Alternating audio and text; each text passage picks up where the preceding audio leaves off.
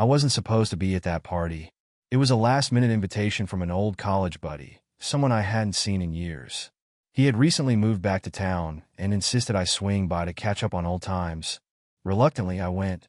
At 45, I wasn't exactly the life of the party anymore, and my days of wild socializing had long been replaced by PDA meetings, work deadlines, and the quiet humdrum of suburban life. My wife, Rebecca, decided to stay home with our 2 teenage boys, claiming she was too tired for another one of my buddies' gatherings. The party was everything I expected it to be, a mix of middle-aged professionals sipping overpriced scotch, half-heartedly reminiscing about their glory days. I found myself wandering toward the quieter side of the house, looking for some escape from the noisy chatter about corporate promotions and golf handicaps. That's when I saw her. Her name was Catherine, or Kate, as she introduced herself. She was standing by the fireplace, a glass of red wine in her hand, talking to a couple of strangers about a book I'd recently finished. There was something magnetic about her, something that made her stand out even in the dim, crowded room. She was elegant, but not in a way that felt forced. Her auburn hair fell in loose waves over her shoulders, and her green eyes seemed to catch the light in a way that made it impossible to look away. I approached, more out of curiosity than anything else. We exchanged pleasantries at first, names, jobs, the usual polite small talk. She was an art curator, which intrigued me. My life was so rooted in numbers and logistics. I worked as a project manager for a construction firm, that the idea of someone dedicating their life to something as subjective and beautiful as art felt almost foreign. We started talking, and before I knew it, the hours flew by. It wasn't just her beauty that captivated me, though that was undeniable. It was her wit, her insight, the way she seemed genuinely interested in everything I had to say. For the first time in years, I felt seen. By the time I checked my watch, it was well past midnight. Most of the guests had either left or were slumped on couches in various stages of drunkenness. I didn't want to leave, but I knew I couldn't stay. As I reached for my coat, Kate stopped me. "I don't usually do this," she said, handing me a small card with her number on it. "But I'd like to see you again. If you like that too." I should have hesitated. I should have thought about Rebecca, my kids, the life I'd built over the past 2 decades. But I didn't. "I'd like that," I heard myself say. I didn't call her immediately. The card sat in my wallet for a week, taunting me every time I reached for cash or my credit card. I'd find myself holding it in my hand, running my thumb over the embossed letters of her name and number. Kate. It was a simple name, but now it carried a weight I couldn't ignore. Life at home was fine. Rebecca and I weren't fighting or anything, but the spark that once defined our marriage had dimmed years ago. Conversations revolved around logistics. The boys' soccer practices, bills, dinner plans. Even when we sat together in the evenings, the silence between us felt more like resignation than comfort. By the time I called Kate, it was a rainy Thursday night. Rebecca was out with friends, and the boys were at a sleepover. I dialed her number without thinking too hard about it. Like if I gave myself time to reconsider, I'd lose the nerve. She answered on the second ring. "Hello." Her voice was soft, familiar, like we'd known each other far longer than that single evening. "It's Alex," I said, clearing my throat. "From the party." For a moment, I worried she wouldn't remember me. Maybe I was just another face in a sea of strangers that night. But then she laughed, a genuine, warm sound that sent a rush of adrenaline through me. "Alex," she said, her tone light and teasing. "I was beginning to think you wouldn't call." We talked for hours that night, about everything and nothing. She told me about her work, about the gallery she managed downtown, and the pieces she was curating for an upcoming exhibition. I told her about my job, about how I felt stuck in a role I once loved but now barely tolerated. Somewhere between the stories and laughter, I realized I hadn't felt this alive in years. We decided to meet the following week. Just coffee, nothing serious, nothing that felt like crossing a line. At least, that's what I told myself. The coffee shop was tucked away on a quiet corner of the city, far enough from the suburbs that I felt safe. Kate was already there when I arrived, sitting by the window with a book in her hand. She looked up as I approached, her lips curving into a smile that sent my heart racing. "You're late," she teased, though I was only a few minutes past the agreed time. "I got lost," I lied, sliding into the seat across from her. For the next hour, we talked like old friends. She had a way of drawing me out, of making me forget everything else. When she laughed, it was like the world shrank down to just the two of us. I tried to ignore the nagging voice in my head, the one reminding me that I was married, that this was wrong. But the more time I spent with Kate, the quieter that voice became.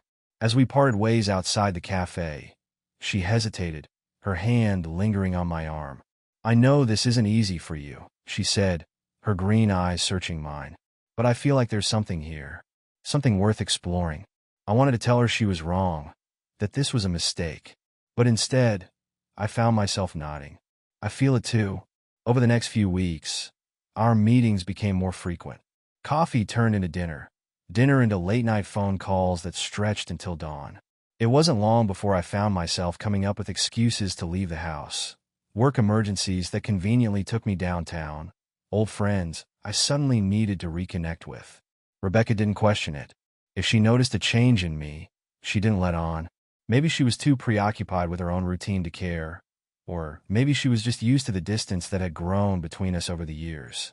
With Kate, everything felt effortless.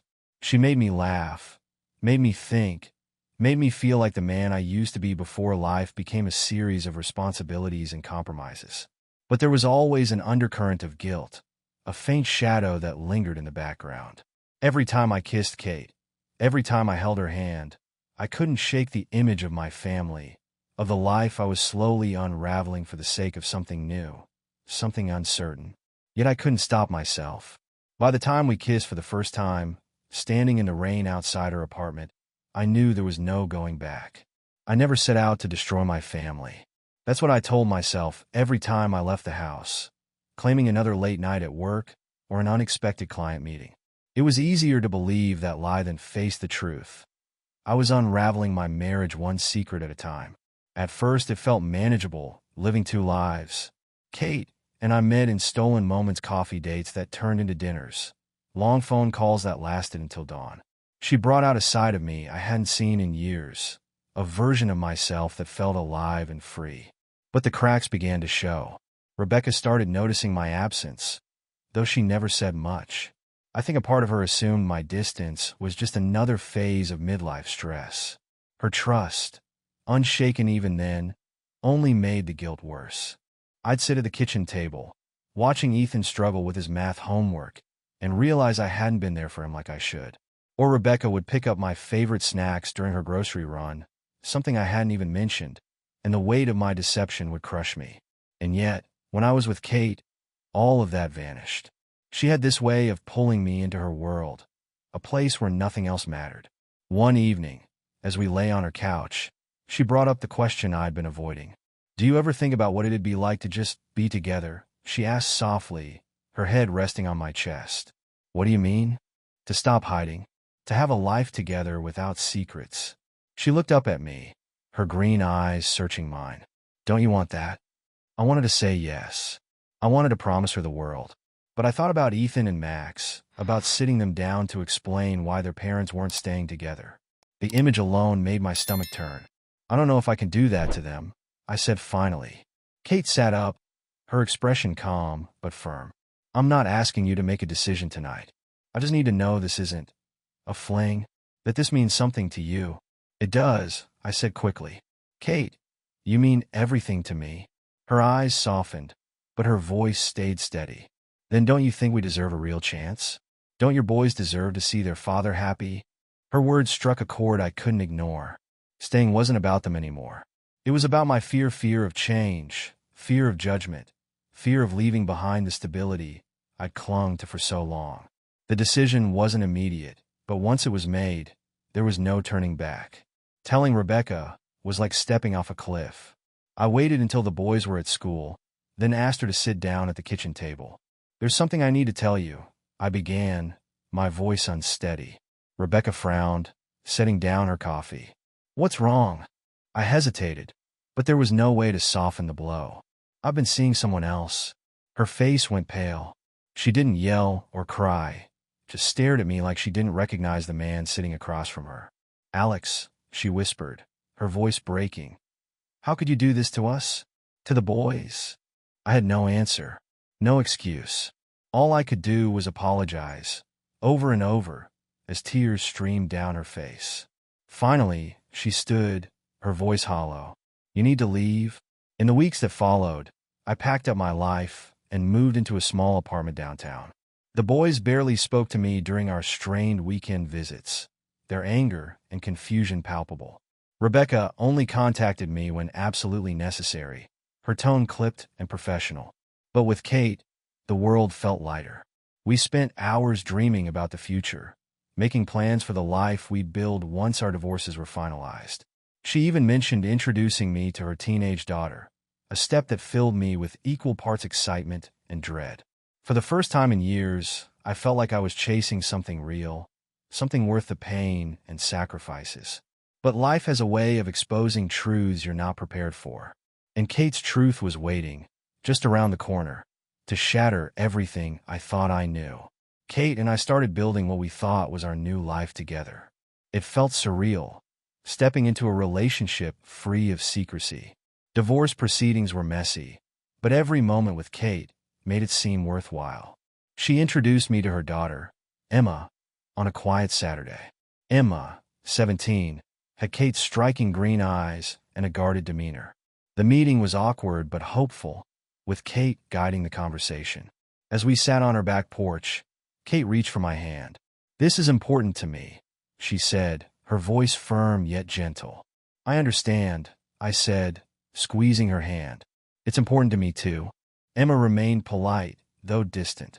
By the time I left, I felt like I had taken a significant step into Kate's world.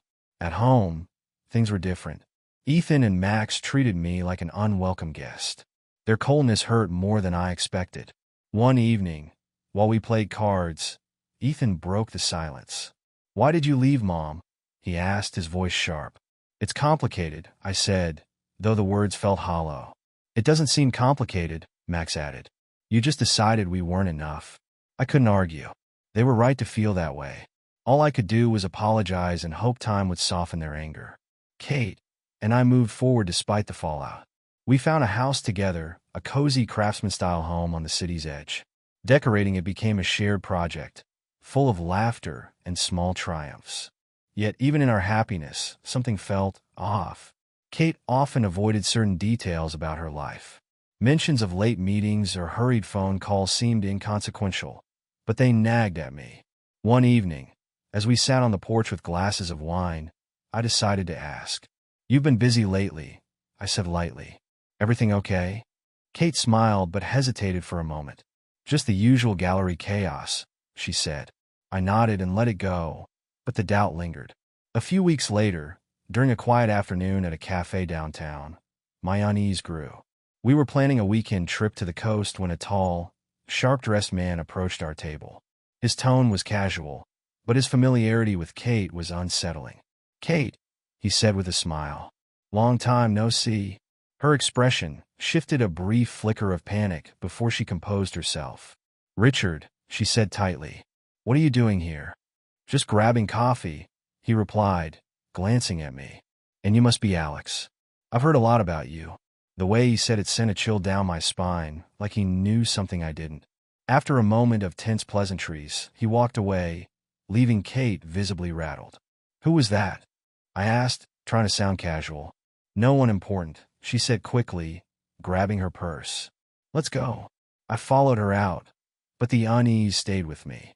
For the first time since starting this new chapter, I wondered if I truly knew the woman I'd sacrificed so much for. The encounter with Richard gnawed at me. Kate brushed it off, but his tone and familiarity stayed with me, planting seeds of doubt I couldn't shake. Kate and I pressed forward, trying to blend our lives into something resembling normalcy. She introduced me to her daughter, Emma, and we moved into a charming craftsman-style home on the city's edge. On the surface, everything seemed perfect, but cracks were starting to show. One evening, as we relaxed on the porch, I decided to broach the subject. "Kate," I began, keeping my tone light, "how do you know Richard?" Her smile faltered briefly before she answered. "He's just someone I knew through work. Nothing important." Her response seemed rehearsed, and her quick dismissal left me uneasy. Still, I didn't press her further. But little things began piling up. Late-night phone calls she took outside, unexplained absences, and receipts for boutiques where she'd bought things I never saw her wear. I tried to ignore it, chalking it up to my own paranoia. After all, hadn't I been secretive during our affair? But the doubts refused to leave. One Thursday evening, Kate left dressed impeccably in a black dress I hadn't seen before. She kissed me on the cheek and said, "Don't wait up." Something about her tone set my nerves on edge. Not long after she left, I found myself grabbing my keys and following her. She parked near a luxury hotel and disappeared inside. My heart pounded as I debated what to do. Finally, I entered the lobby, scanning the room for her. She wasn't there. I approached the front desk, feigning confidence.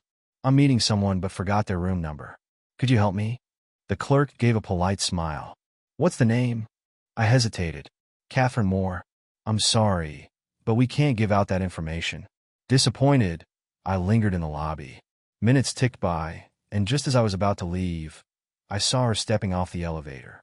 She looked calm, collected, but something in her demeanor felt too composed. I didn't confront her. Instead, I walked out of the hotel and drove home, my thoughts racing. That night, she slipped into bed beside me, her usual warmth undisturbed. But as I lay awake staring at the ceiling, I felt the weight of everything I had given up to be with her. For the first time, I wondered if I truly knew the woman I had sacrificed so much for. The doubts that had quietly taken root in my mind began to grow, creeping into every corner of my thoughts. Kate's late nights, her carefully chosen words, the unease she carried after seeing Richard, all of it weighed heavily on me. I started paying closer attention to her movements, not outright spying, but noticing things I hadn't before. A new handbag she couldn't quite explain, cryptic messages on her phone from people I didn't know. She always had a reason: work meetings, gallery events, errands. But the stories felt thin, like a painting that looked beautiful from a distance but cracked when viewed up close. One night, while Kate was out again, I found myself scrolling through my phone, replaying the conversation I'd had with her weeks earlier.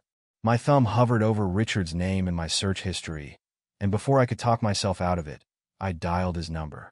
He answered on the third ring. "Hello. This is Alex," I said, my voice steady despite the storm inside me. "We met at the cafe. I need to ask you something about Kate." There was a pause, and then a low chuckle. "I was wondering when you'd call," he said, his tone laced with amusement. "What do you want to know?" "Who are you to her?" I demanded. "Let's just say we've known each other professionally for a long time," he replied. "Though I suspect she's told you as much." "What kind of profession?" I asked, my stomach tightening. His answer came slowly, deliberately. "You don't know, do you?" he said, almost pityingly. "Kate and I used to share a mutual business interest." "I'll leave it at that." I pressed him for more, but he refused to elaborate, ending the call with a cryptic, "Good luck, Alex. You're going to need it." That conversation sent me spiraling. For days, I couldn't focus at work or at home. My mind replayed Richard's words, twisting them into darker meanings. The breaking point came the following week. Kate had left early in the evening, dressed in another elegant outfit, claiming she had a late gallery function. Something inside me snapped. I grabbed my coat and followed her, determined to uncover the truth. She parked at the same luxury hotel as before, but this time I didn't linger in the lobby. I followed her at a distance, staying out of sight as she made her way to the elevators. She didn't notice me as the doors closed behind her. After a few moments of hesitation, I approached the front desk. My palms were clammy, my heart pounding in my chest. "I need to know which room Catherine Moore is in," I said firmly. The clerk raised an eyebrow. "I'm sorry, sir. We can't disclose that information." I was about to protest when a man in a suit approached the desk. "Is there a problem here?" he asked, his tone polite but firm. "No," I said quickly, backing away. The last thing I needed was to draw attention. I stepped into the lobby bar instead, ordering a drink and settling into a seat with a clear view of the elevators. An hour passed, then another, as I nursed my whiskey and kept my eyes trained on the doors. When Kate finally reappeared, she wasn't alone. She was walking with a man I didn't recognize, his hand resting lightly on the small of her back. They were laughing, their conversation intimate. I watched as they exited the hotel together, disappearing into the night.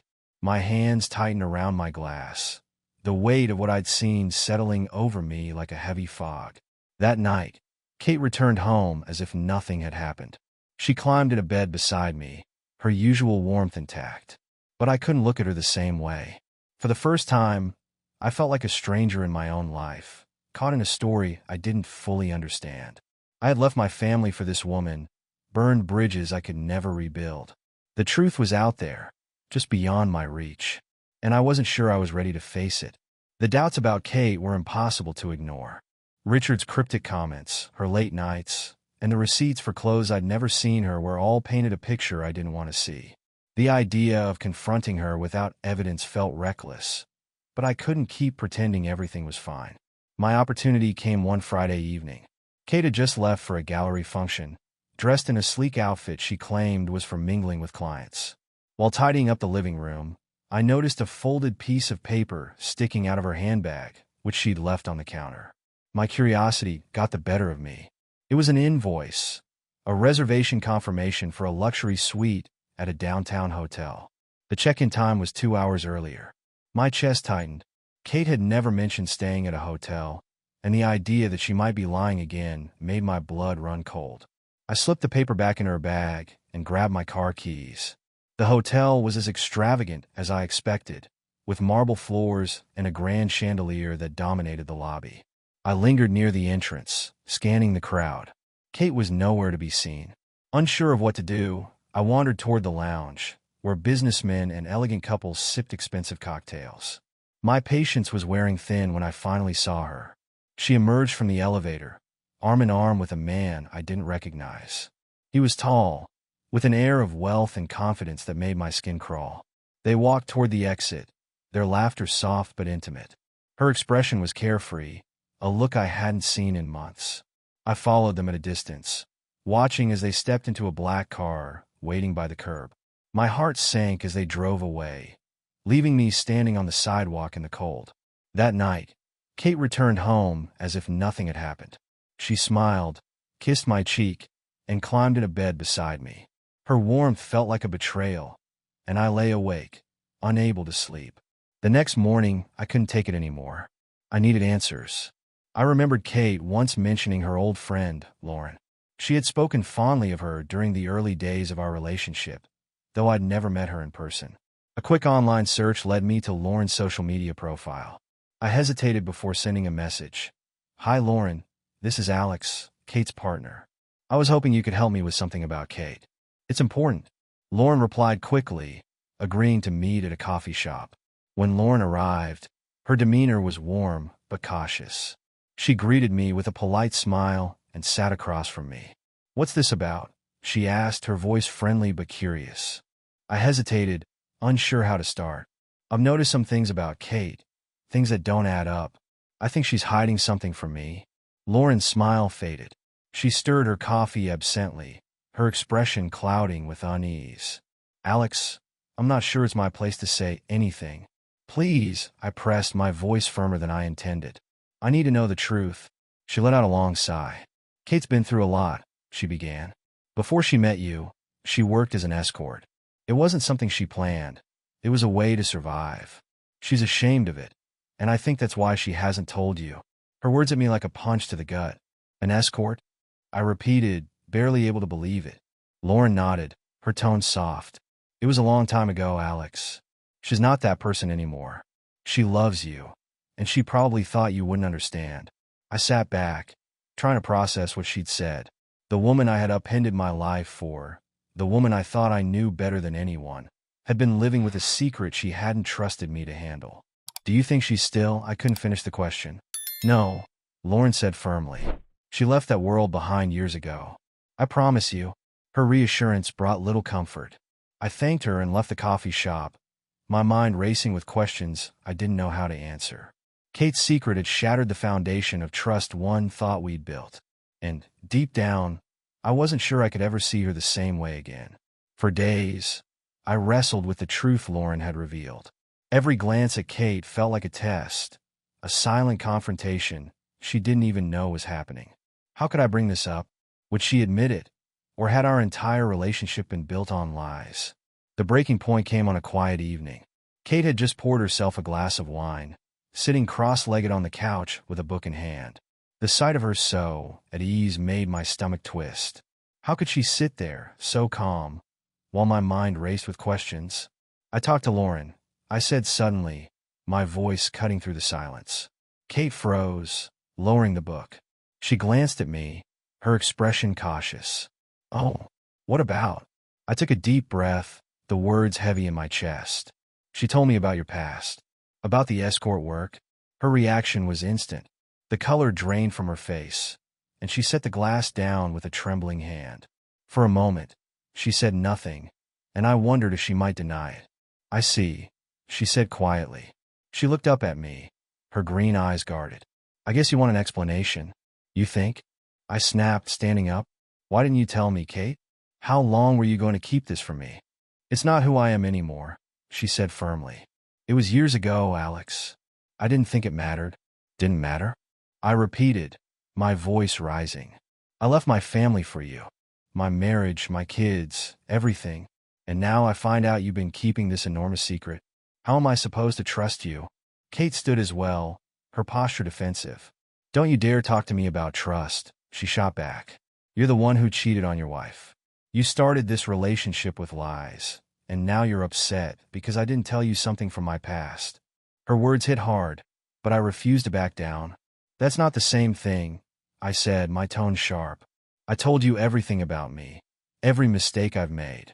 You didn't think I deserved the same honesty. Her shoulders sagged, the fire in her voice fading.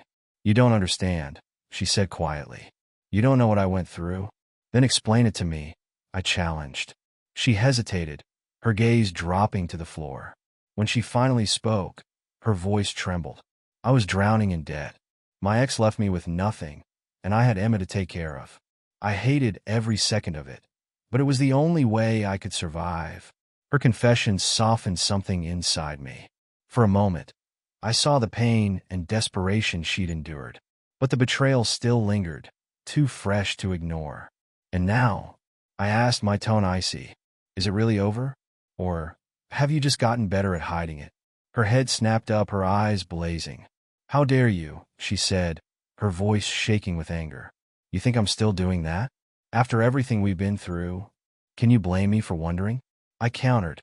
Kate's anger dissolved into despair. She sank onto the couch, burying her face in her hands. I can't believe this, she whispered. I thought you knew me better than this. I thought I did too, I said, my voice hollow. But now I don't know what to believe. The silence stretched between us, heavy and suffocating. Finally, I grabbed my coat. I need time, I said, heading for the door. Alex, she called after me, her voice cracking. Please don't do this. But I couldn't stay. The walls of our home felt like they were closing in, suffocating me with the weight of what I'd just learned. I drove aimlessly for hours, my mind racing with questions. Kate's confession replayed in my head, mingling with doubts and fears. I'd given up everything for her. How had it come to this? Eventually, I found myself parked outside my old house. It was nearly midnight, and the lights were off, the house silent. I sat there for what felt like an eternity, staring at the place I used to call home. For the first time, I wondered if I'd made the biggest mistake of my life.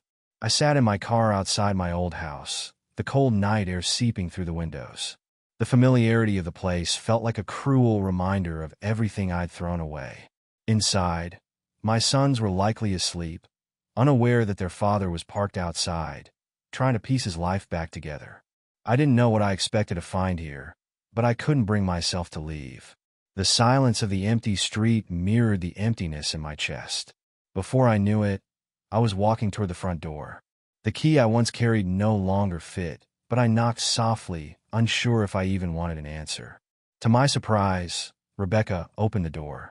She looked tired, her hair pulled back in a loose ponytail, but the sharpness I'd seen in her eyes during our last encounter had softened. For a moment, we just stared at each other, neither of us knowing what to say. Alex, she said finally, her voice low and measured. What are you doing here? I don't know, I admitted. I just needed to see the boys. And maybe you.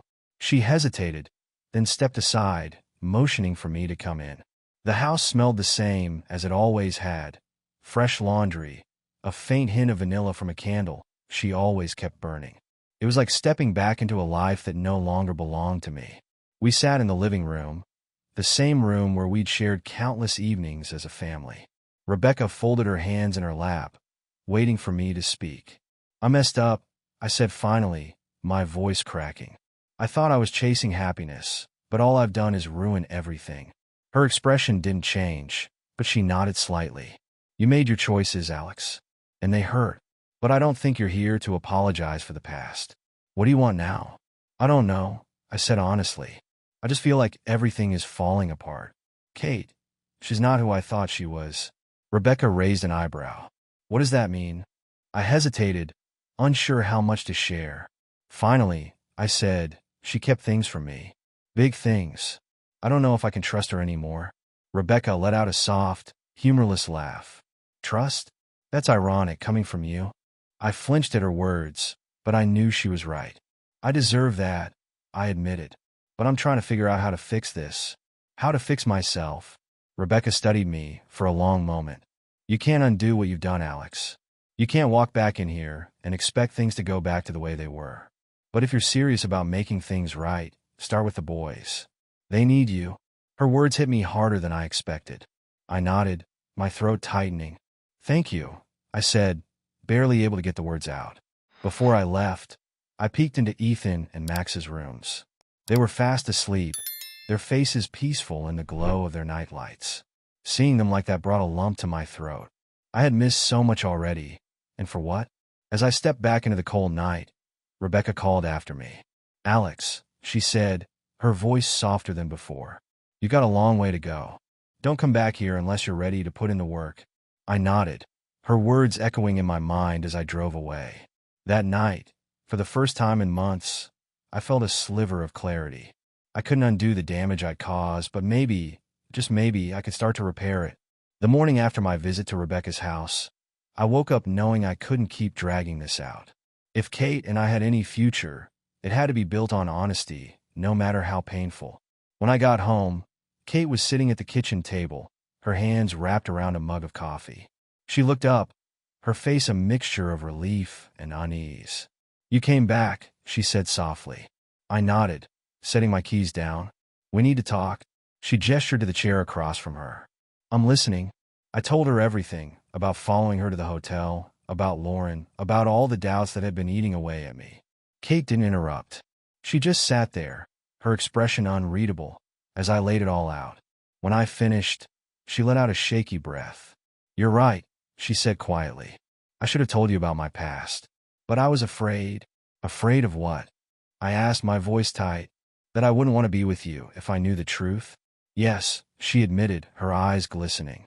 "I thought you'd see me differently, that you'd think less of me. I didn't want to lose you, Alex." I leaned back, her words hitting me like a weight. "In the hotel? The man I saw you with?" Kate hesitated, then shook her head. "That was business. He's a client of the gallery. We met to discuss an exhibition. That's all." "And the suite?" I pressed. "It was his," she said firmly. "We met there briefly before going downstairs. Nothing happened, Alex. I swear." Her voice was steady, but the cracks in her composure were clear. She was telling the truth, or at least a version of it. For a long time, neither of us spoke. The weight of her confession and my doubts hung between us like a thick fog. Finally, Kate broke the silence. "I've made mistakes," she said. "I'm not proud of my past, but it's part of who I am. I can't change it, but I'm not that person anymore. You have to believe me." Her honesty stirred something in me. I wanted to believe her. I wanted to move past this and rebuild what we had. But the damage was done. "I need time," I said, standing. "Alex," she said, her voice breaking. "Please don't leave like this." "I'm not leaving," I said, meeting her gaze. "But I need space to figure this out." Over the next few weeks, I focused on my sons, spending as much time with them as Rebecca would allow. Little by little, I felt myself reconnecting with them, rebuilding the bond one had nearly destroyed. Kate and I kept our distance. She didn't push, respecting my need for time, but the silence between us felt heavier with each passing day. One evening, as I watched Ethan and Max playing in the backyard, I realized something important. I couldn't change the past, mine or Kate's, but I could decide what came next. Later that night, I met Kate at the park. She was sitting on a bench, watching the sun dip below the horizon. She looked up as I approached, her expression uncertain. "Hey," I said, sitting beside her. "Hey," she replied softly. For a moment, we sat in silence, the weight of everything unsaid filling the space between us. Finally, I spoke. "I've been doing a lot of thinking," I said. "About us. About everything." "And?" she asked, her voice barely above a whisper. "I want to try again," I said, meeting her gaze. "But we can't keep running from the truth. No more secrets. No more lies." Tears filled her eyes as she nodded. "I can do that," she said. "I want to do that. For us." As the sun disappeared below the horizon, I reached for her hand.